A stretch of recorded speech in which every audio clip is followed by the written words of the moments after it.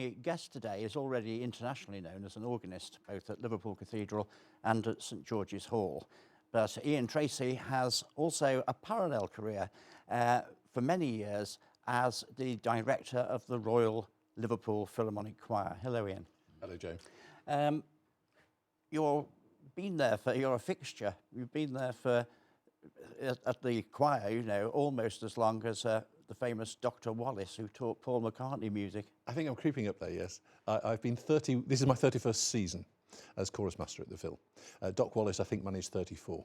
It's fantastic. I mean, the famous story Paul McCartney told me about him is his idea of a music lesson was to come in at the Institute, come in, put on a recording of Sibelius's Finlandia and smoke his pipe. Yes. It's more advanced now. What do you think about the general, because choirs recruit from, you know, what happens in schools and everything. What do you think about the state of music education generally? They do. I think it's very like the curate's egg. It's very patchy because there are pockets of real excellence. I mean, looking at our own city, that's so, but it's so countrywide.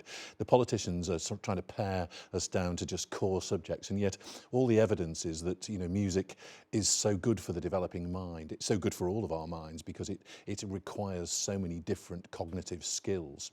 And therefore, at a time when the musicians and various psychologists are telling us that music can actually enable and help curricular development and brain development in children and adults, it seems curious that we're just paring down to maths and English and science, but that seems to be the way of it.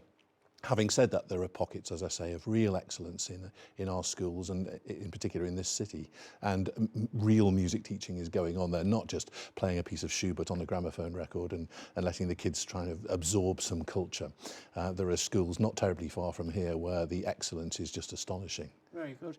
I mean, the choir, the Philharmonic Choir, 150 voices at full whack, obviously sometimes a slightly smaller ensemble. You talk about cognitive skills, it's not just all the notes. The thing that fascinates me is all the different languages they have to sing in. Yes, indeed. To the orchestra, they pick up a piece of Russian music or pick up a piece of French music, a piece of German music, put it on the stand, and the notes are the same. The terms, maybe, you know, you might be asked, instead of Italian terms, you might be having your expression dealt with in German terms, in a German piece of music. But to the choir, we only begin, really, when we've finished the note learning, unless it's in English. Because in fact we have to sing in Old Czech, Russian, we've sung in Finnish, we've sung in Swedish, we've sung in the last few seasons a lot of French, German and Italian, and of course Latin is a fairly staple diet for some of the old major choral works. So yes, the choir do have to be reasonably flexible about this. Yes, we have been known to sing the Welsh national anthem, yes. Now, the thing that fascinates me is, you know, the intonation and everything of these languages. Most singers sing in their own native language, plus Italian, French and German. But, you know, Old Croatian or whatever you said is a different thing. How do you cope with that? I mean, do you get an advisor in? Well, I do the bare bones of it because I obviously study the pieces as part of my job. And then usually we get somebody in to polish. For example, if we're doing a Russian piece for Vasily, then Mrs. Petrenko will come along and she'll sort the Russian out because we actually haven't got a Russian speaker in the choir. But there are lots and lots of people who do French and German and that can help me just tweak the finer points after I've given the basic things. But the interesting thing is that musicians, you see, have this great oral thing. We listen well. When I was a trainee teacher, I did for my thesis a correlation, if there was one, of music and other subjects. I blew holes through the music and maths myth, really, because I just couldn't find anything to substantiate that. But music and oral languages had a high correlation, and my thesis came to that conclusion that, in fact, if one is able to listen to the very, very infinitesimal modulations of pitch, and intonation and you know, vowel sounds and things, then the foreign vowel sounds are not as difficult as they might be for the man in the street because you're used to listening in a very concentrated way. And so picking up the modulation of, you know, the difference between oo and e and it is very easy for musicians because they can hear these small differences. Of course, when the composers of whatever nationality compose the music in their own language, yes, that often goes with the intonation of the music, which is why I like Bach Passions in German, you know. Yes. I know they're devotional pieces and we tend to do them in English so people understand what's going on. But the music's written to the language as well. Absolutely, because things like crucify, crucify, and kreuziger, kreuziger, I mean, there's no competition. Kreuziger, kreuziger is very much more in the spirit of the music that Bach wrote. But one also has to pick up the other argument that Bach wrote them in German, not in Latin, because he had a Germanic-speaking audience, and therefore they understood them immediately because it was their first language. I have an argument which says that in England, perhaps we should think about doing them in English, as there are good translations available, because then our public can, but not everybody in the audience at the Philharmonic Hall, all the 1,800 people, are German speaking. So their experience is slightly lessened by the foreign language. They can only just listen to the sounds and the music, whereas if it's in their Vulgate, then they can actually appreciate the sentiments. I thought this year, the last season at the Proms was particularly wonderful. The Ode to Joy, dun, dun, dun, dun, dun, everyone knows that from Beethoven's Choral Symphony. The choir memorised it, didn't they? Yes, we did, yes. We have a couple of memory pieces, and Mahler 2 we do from memory, and the Schiller Ode to Joy, yes. Again, it's to pick up your point and to give way to you there, Freude, schöne, Goethe-Funken is far more suitable for that music than joyful, which is what it would be in English. One thing, it was quite a revelation to me. You'd think I'd know better after 30-odd years of being a music critic and an arts writer, but the revelation that the Philharmonic Choir has, I think, 4 at the moment, lady tenors. We do, yes. Is that new? Have I missed that over all the years, or is it a new thing? We were probably late starting that trend because we've had a paucity of tenors for years. In our country, it's all to do with the Walford Davis tonic solfa thing. We sing our scales generally do, re, mi, fa, sol, la, ti, do. So we're putting all the breath pressure at the bottom. So we produce hundreds and hundreds of basses in our young male singers. And in Italy, they tend to sing their scales the other way, and they reinforce all the top notes. So Italy is plenteous in tenors. But we got down, I think, to about 11 tenors out of a choir of 150, which really wasn't sustainable, and nobody seemed to be applying from that register. So we had a few altos who had very nice bottom registers, and to whom those notes were really quite easy to find. And so we allowed them to replenish the tenors. As it happens, we've picked up a handful of really good young tenors in recent seasons, so that's helped. We've now got 18 tenors, but actually 4 of them are ladies. And where the tenors are beginning to strain, the sort of ha at the top of the range when they're really getting high, the ladies are in their ideal register there. The ladies, I wouldn't want them to do a solo for us, but I mean, do they sound like tenors? They don't sound like Peter Pears or Robert Tier or... Nobody sounds like Peter Pears. They do probably sound more like altos with a very low register, but they do nourish those top notes in a way that the men often strain for the top notes, and it's a really good homogeneous sound. It also employs altos. My mother, when I treble, my mother used to sing treble pitch with me when we were sitting in church at somebody's funeral or something, and she had a beautiful voice.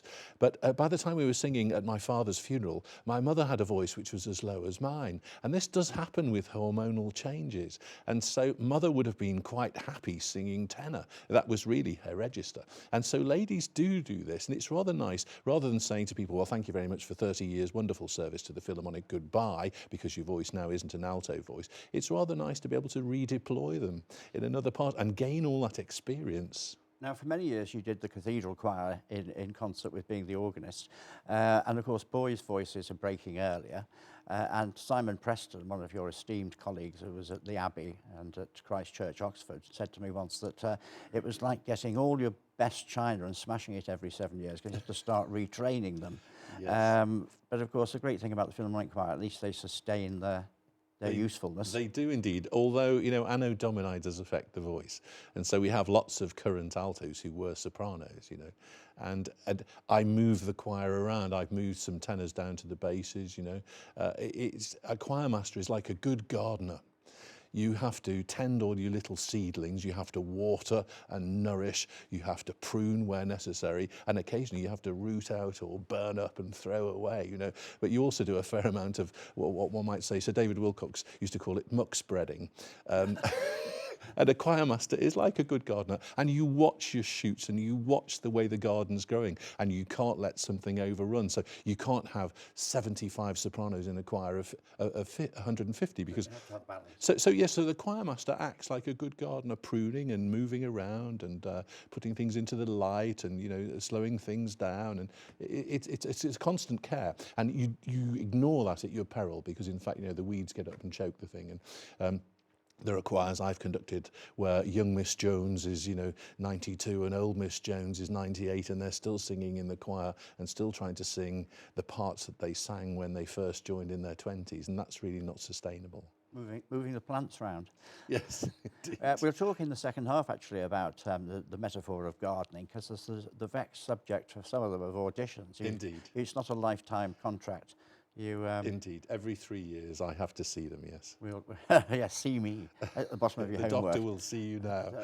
At the bottom of the homework, but we will talk about that, and also your love of conducting, because you've conducted the fill hundreds of times. Yes, both 250 times. Well, over there the we last are then. 30 years. So we'll talk about that, and in that case, we shall be revealing a very special antiquity. Indeed. That is in your possession. So we look forward to that, and we'll be back after the break.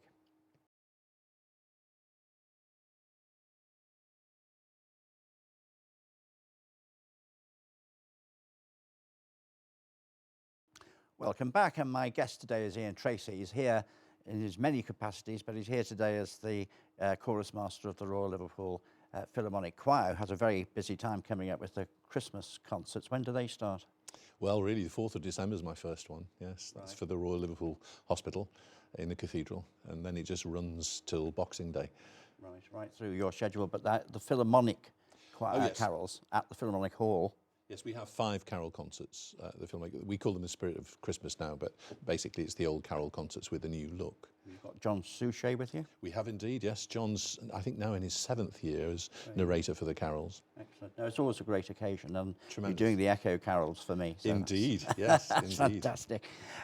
Now, on the table, it's a bit like going for a song, really. I'm not going to put in a bid. I don't know what it would be worth monetarily, but I was going to say, this baton, if you can see it, it's very lightweight. It's been repainted for Christmas, which is why it looks so pristine, but it has, you tell us the significance of that baton, Ian.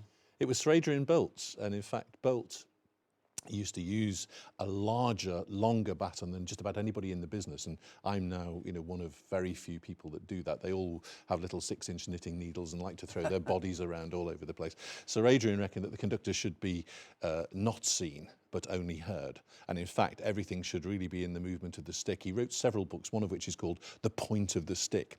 And for the player who is actually here reading music and playing, what they want to see out of their peripheral vision is the beat. And they don't want to see somebody jumping up and down and sort of histrionics on the podium. And in fact, Sir Adrian was known to move very little. And for piano music, for pianissimo music, this would be quite sufficient. But then if he actually cast the stick like that, my goodness, all hell broke loose in the orchestra. And his theory is that the stick should be the same length as the forearm measurement. So it should just be an extension of your forearm. And you should be able to cast it like a fishing line if you want to make massive gestures, or just keep the beat going, because most of the time, the conductors tend to think that they make the music. And I remember Sir Charles Groves saying to me, you young people, you think that you make the music in some curious way, but you don't. You're completely peripheral to it. The music is going on from the players, and all you're there is to keep them all together and have some kind of logic to the performance. And then if there's any trouble, if somebody gets lost or there's a bad bit in the music, you're there to help them. And they'll all look at you like frightened little chicks, because you're the only one with the whole picture in front of you. Don't forget, the oboe man only has the oboe part, the flautist only has the flute part. They've no idea what else is going on unless they know the piece very well. But the conductor has sight of everybody's parts. So he's able to bring people in and also to regulate the dynamics of the various sections of the orchestra. So this is very important. And Sir Adrian always reckoned if you had to talk very much in a rehearsal, your stick technique was bad. Because what you should do is just present the stick in a different way and then the orchestra will come into line. And that's so for choirs too, because choirs are reading their scores, and often when we first start doing pieces, they can't spare eyes to look up at the conductor. So this big stick with its glint, 9 coats of enamel paint and highly polished, glinting in the light, is what everybody sees as their beat. It's the lovely story of before your time of David Wilcox conducting a rehearsal at the Phil, and he knotted a handkerchief on his head. yes. And at the end of the particular, I think he was doing Messiah. Yes, that's right. And said to the ladies, "You notice anything different that time, ladies?" And some of them said, "No, Sir David, said, Yes, you obviously haven't been looking," Yes. as he was stood there with his handkerchief on his head. Now, that baton, it also has significance because it was given to you, like an apostolic succession, by a lovely teacher. man. But your teacher, Vernon Handley, That's who right. became really the quintessential conductor of English music, didn't he? Lovely man. He was. He was the great doyen of English music for our country. He championed. He never made any other recordings. It was all British music, and he was the pupil and successor of Sir Adrian. He used to dep for Sir Adrian towards the end, and indeed I depped for Todd towards the end. And one Christmas I was staying with him just before Christmas and having a lesson with him, and he decided to give me Sir Adrian's carrying case, which It's lovely, isn't it? What's it made of? leather. It's hand tooled. It was made specially for him for these very, very long buttons. It's been repaired a few times, but it's a piece of history. And of course, it keeps the buttons safe because they're very delicate. For all this might look quite sturdy, it's made of quite thin wood and very light. very, very light. And so they smash very easily. And it's quite a few hours. 20 or so hours worth of work turning it and getting the weight right. It has fish weights in the end to give the stick its particular gesture. I've got some other sticks in there, some of which are heavier, some of which are lighter. These are copies.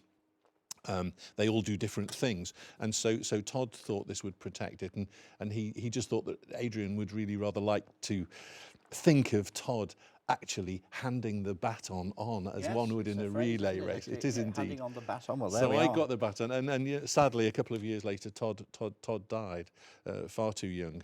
But I have this piece of history, and he wanted me to have it. And one of his broken sticks, Todd's broken sticks, is actually in the case too. So there's Sir Adrian and Todd, and a bit of me in there. You obviously love conducting. I do, yes. Had you not been primarily early on an organist and a cathedral musician, would you have ever considered taking up I don't conducting? think so. I don't think so. I think one of the things is that as an organist, you're told by conductors the way they want you to play the Saint-Saëns organ symphony, and you have to concede because it's the conductor's job. Whereas as the conductor, it's not a power thing, but you're able to shape the music in the way in which you would like it to be shaped. But I don't think for any I just don't think I would have probably made a good conductor as a permanent position. But in amongst all the other things I do, I think all the best conductors are actually instrumentalists, because I don't think one can just grow up wanting to be a conductor, because one has to have skill and knowledge as an instrumentalist in order to take your place with the instrumentalists and have respect from them. Well, of course, in Liverpool's case, you had Walter Weller, who had been leader of the Vienna Philharmonic. That's and right. had the Weller Quartet. You had Yes. Gerard Sforz, who'd been principal trumpeter of the New York Philharmonic. right. Charles Groves played the piano, did he not? He did I think? indeed, yes.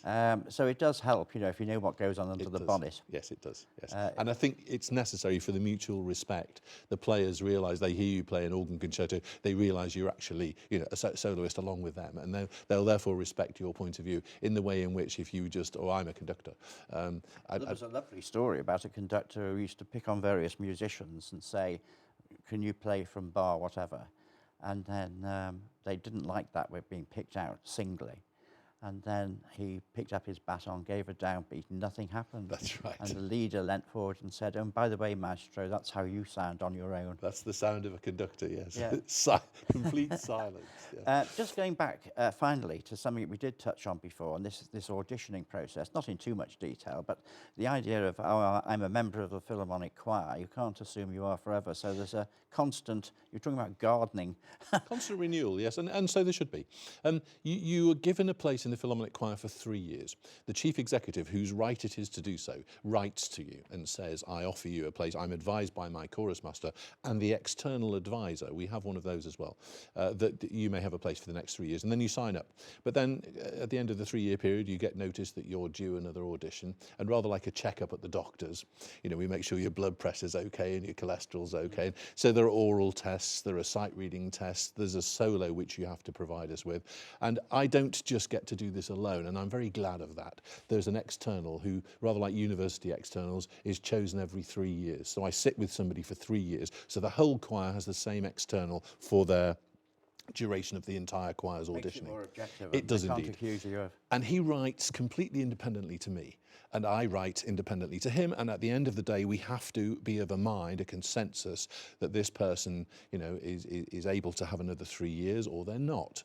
And you feel a little bit like God and Sodom and Gomorrah, really. And if there's any reason why they should stay, then obviously one works on it between the two of us, and we come up with a grade, and maybe the person stays. Occasionally I feel, you know, this voice is okay at the moment, but how will I feel about it in 3 years' time? So maybe we offer them a 1-year period and they come back and see us next year. How voices can change. They do indeed, yes. And of course, it's a great commitment because they're not paid. No, they're not paid, no. It's they aspire to being a professional choir, but actually they're all amateurs. They're High Court judges and deans of medicine and head of music in schools. They're nurses, doctors.